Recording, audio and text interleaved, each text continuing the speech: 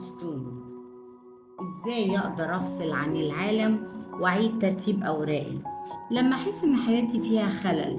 اوقات كتير في حياتنا بنوصل للحظة اللي نحس فيها ان كل حاجة بقت متلخبطة حوالينا، مش عارفين احنا عاوزين ايه ولا رايحين فين، ولا حتى ايه اللي كان بيسعدنا وبقى دلوقتي بيسبب لنا قلق.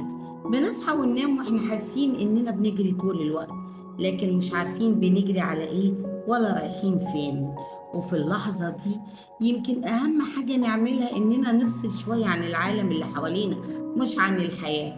الفصل هنا مش معناه إن أنت تختفي، ولا إن أنت تقطع علاقتك بكل الناس، ولا إنك تهرب من مسؤولياتك، لكن معناه إن أنت تاخد مساحة هادية مع نفسك، تقلل فيها الدوشة اللي حواليك شوية عشان تسمع صوتك من جديد. أولاً، اعترف إن في حاجة محتاجة تتصلح. أصعب خطوة أحيانا إن الإنسان يعترف لنفسه أنا مش كويس زي ما بحاول أبين، وده مش ضعف أبدا، بالعكس. الاعتراف بوجود خلل هو أول خطوة في إصلاحه. اسأل نفسك بصدق إيه اللي تعبني، إيه اللي اتغير فيا، إيه الحاجات اللي كنت بعملها زمان بتفرحني وبطلت أعملها، مين أو إيه اللي بياخد من طاقتي أكتر ما بيديني. هل أنا عايش الحياة اللي أنا عاوزها بالظبط، ولا الحياة اللي الناس مستنياني أعيشها؟ الإجابات مش لازم تكون مريحة، المهم تكون حقيقية جدا. ثانيا، اعمل ديتوكس من الدوشة اللي حواليك.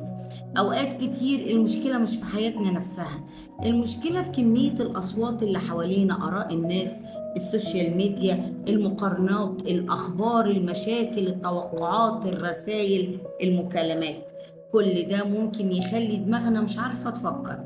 عشان كده وقت ما تقلل استهلاكك لكل حاجة حواليك بتستنزفك، اقفل موبايلك شوية، قلل السوشيال ميديا، ابعد عن النقاشات اللي ملهاش لازمة، واوعى تدخل كل معركة تتفتح قدامك. مش لازم تعرف كل حاجة بتحصل لكل الناس، أحيانا عدم المعرفة راحة. ثالثا، اقعد مع نفسك من غير ما تحكم عليها.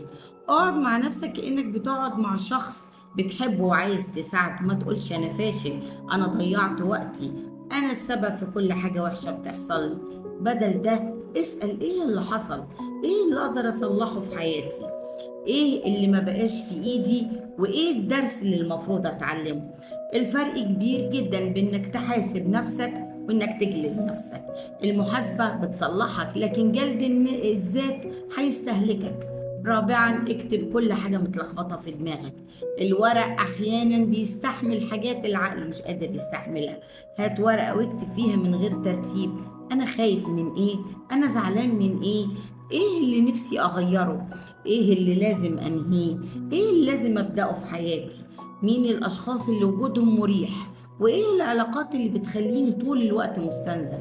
لما الأفكار دي تخرج من دماغك وتتحط قدام عينيك هتبدأ تشوف الصورة أوضح. خامسا، فرق ما بين اللي تقدر تغيره واللي لازم تتقبله. دي من أهم خطوات إعادة ترتيب الحياة. في حاجات هنقدر نغيرها: قراراتك، عاداتك، طريقة تعاملك مع الناس، وقتك، حدودك، الأشخاص اللي بتسمح لهم يدخلوا حياتك. في حاجات مش بإيدك: الماضي، اختيارات الآخرين، بعض الظروف المحيطة بيك، وأحداث حصلت وانتهت. اوعى تستهلك عمرك في محاولة تغيير حاجات مش في ايدك. اسأل نفسك كل مرة: هل ده تحت سيطرتي؟ لو اتحرك، لو لا اتعلم ازاي تتعامل معاه من غير ما تستهلك نفسك. سادسا، راجع علاقاتك. مش كل شخص موجود في حياتك لازم يفضل موجود بنفس القرب. في ناس وجودها دعم، وفي ناس وجودها ضغط علينا، وفي ناس علاقتك بيها محتاجة حدود. وده مش معناه ان انت تكره حد او تقطع علاقتك بكل الناس، ده معناه انك تفهم ان حدودك مش قسوة، حدودك حماية ليك. مش كل شخص يعرف تفاصيل حياتك، ومش كل شخص يستحق يعرف كل اللي جواك، ومش كل علاقة لازم تفضل بنفس الشكل للأبد. سابعا، ارجع للحاجات البسيطة اللي كنت بتحبها.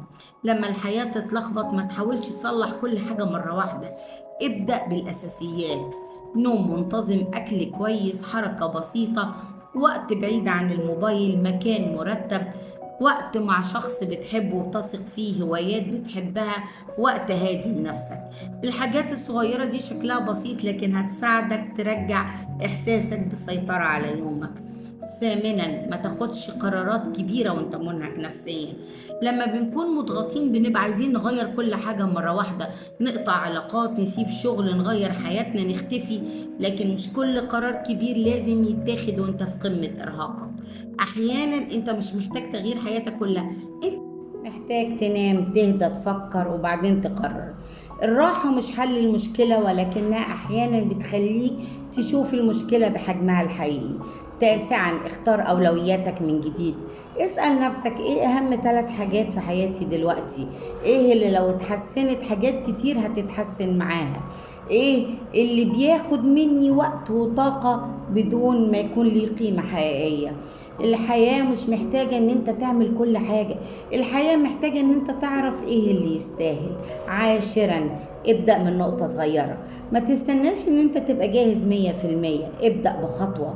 رتب اوضتك، خلص حاجات مأجلها، اتكلم مع شخص محتاج تصفى معاه، اكتب خطة بسيطة، اقرأ، اتعلم، ارجع لهواية بتاعتك، اتمشى.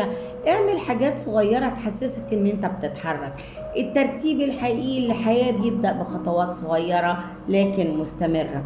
وأهم حاجة، ما تختفيش عن الناس اللي بتحبك. ممكن تحتاج مساحة، ممكن تحتاج هدوء، تحتاج تقلل اختلاطك. لكن لو إحساسك بالتعب والضغط كان كبير، اوعى تشيل كل حاجة لوحدك. اختار شخص بتثق فيه واحكيله. ممكن كمان تستعين بمتخصص نفسي لو حاسس ان انت مش قادر ترتب افكارك او الضغط مأثر عليك على حياتك اليومية. طلب المساعدة مش معناه انك ضعيف. احيانا احسن قرار بناخده ان احنا نقول انا محتاج مساعدة. في النهاية لما تحس ان حياتك فيها خلل، ما تعتبرش ان ده نهاية طريق، اعتبر ده ان جرس انذار بيقول لك اقف شوية. مش لازم نفضل نجري بنفس السرعة، مش لازم نرضي كل الناس، مش لازم تكمل في طريق بدأت فيه. احيانا الانسان محتاج يقف، ياخد نفس ويبص على حياته من بعيد ويسأل نفسه انا عايز اكمل ازاي؟ وايه اللي لازم اسيبه ورايا؟ ايه اللي يستاهل اخده معايا للمرحلة الجاية؟ افصل شوية عن الدوشة لكن ما تفصلش عن نفسك.